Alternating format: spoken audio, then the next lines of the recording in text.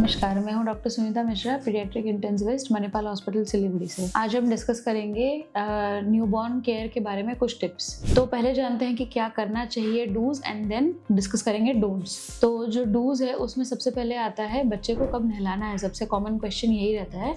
तो यूजुअली बच्चे को फर्स्ट स्पंज बाथ 1 वीक के बाद का रिकमेंडेड होता है। जब बच्चा 1 हफ्ते का हो जाता है उसके बाद उसको आप स्पंज बाथ दिला सकते हैं। स्पंज बाथ मतलब गुनगुने पानी में कपड़ा डुबा के आप उसका पूरा शरीर पोंछ सकते हैं। सेकेंड टिप है कि बच्चे का डायपर चेक करते रहिए। पहले तो बर्थ वेट और एज के हिसाब से एज अप्रोप्रिएट और वेट अप्रोप्रिएट डायपर पहनाइए ताकि रैशेज ना हो। बीच बीच में डायपर फ्री करिए बच्चे को, डायपर हटाते रहिए हर बार डायपर चेंज करने के बाद 10 से 15 मिनट मिनिमम।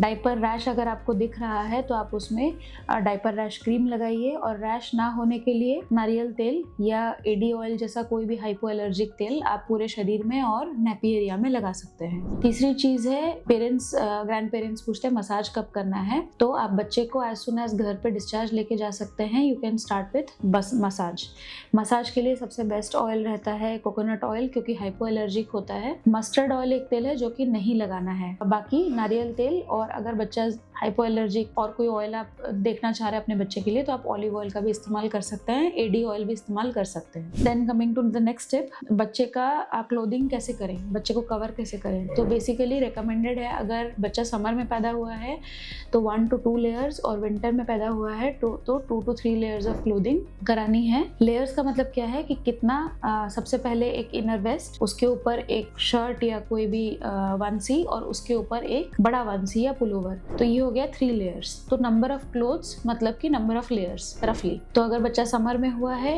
एक कॉटन या मसलिन का कुछ एक लेयर भी पहनाएंगे तो भी चलेगा। जैसे बच्चा विंटर में पैदा अगर हुआ होगा तो 2 से 3 लेयर पहना सकते हैं, और उसको अच्छे से नेस्टिंग करा के अच्छे से कवर करके रैप करके रख सकते हैं। नेक्स्ट टिप है एम्बिएंट रूम टेम्परेचर, मतलब किस टेम्परेचर में बच्चे को रखना है। तो आइडियली ऐसा बोला जाता है कि first 7 days to up to 3 weeks to 4 weeks आपको बच्चे को रूम टेम्परेचर पे रखना है, जो कि बेसिक जैसे हमारा डिलीवरी रूम टेम्परेचर 26 डिग्री होता है, तो 24 से 28 डिग्री के बीच में आपको बच्चे को उस टेम्परेचर पे रखना है। तो नेक्स्ट है अम्बिलिकल कॉर्ड केयर के बारे में। अम्बिलिकल कॉर्ड को, स्टम्प को हमें ड्राई रखना है और क्लीन रखना है।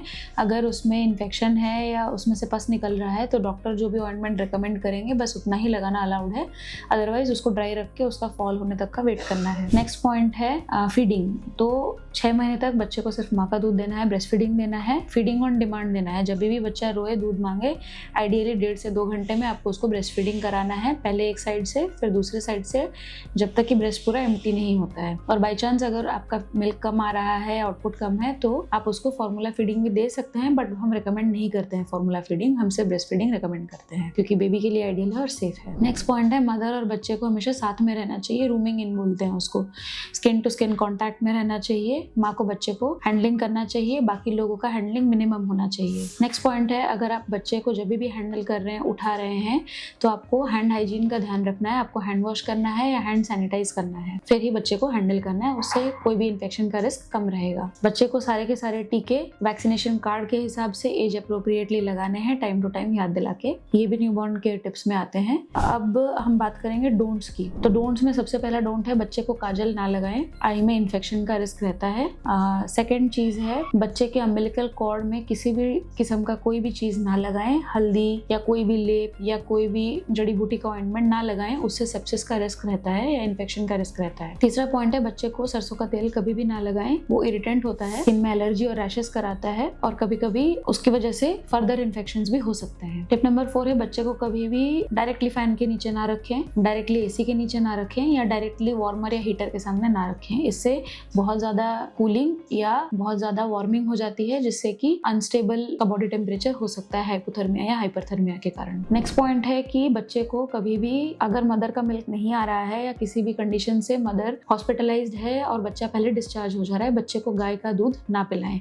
अगर माँ का दूध उपलब्ध नहीं है या माँ पास में अवेलेबल नहीं है बच्चे के, तो आप फॉर्मूला मिल्क दे सकते हैं इमरजेंसी बेसिस पे, बट गाय का दूध रिकमेंडेड बिल्कुल भी नहीं है। बच्चे को पानी भी ना पिलाएं, और मदर के मिल्क के साथ पानी मिला के कभी भी ना पिलाएं। जैसे ही बच्चा घर आता है, बहुत सारे लोग होते हैं जो कि उसको शहद वगैरह चटाते हैं, ये भी ना करें। इससे बॉटलिज्म नाम की बीमारी होती है, जिससे कि बच्चे को बहुत टाइप की कॉम्प्लिकेशंस हो सकती है। धन्यवाद।